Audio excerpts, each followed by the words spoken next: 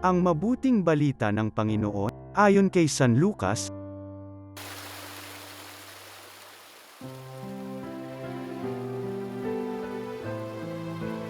Dumating noon ang ilang Parisiyo.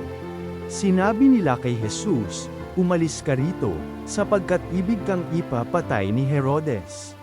At sumagot siya, "Sabihin ninyo sa alamid na iyon na nagpapalayas ako ngayon ng mga demonyo at nagpapagaling, bukas ay gayon din, sa ikatlong araw, tatapusin ko ang aking gawain.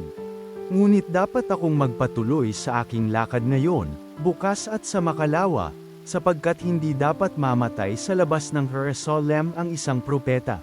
Jerusalem, Jerusalem! Pinapatay mo ang mga propeta at binabato ang mga sinugo ko sa iyo. Makailan kong sinikap na kupkupin ang iyong mga mamamayan, gaya ng paglukob ng isang inahin sa kanyang mga sisiw, ngunit ayaw mo. Kaya't lubos kang pababayaan.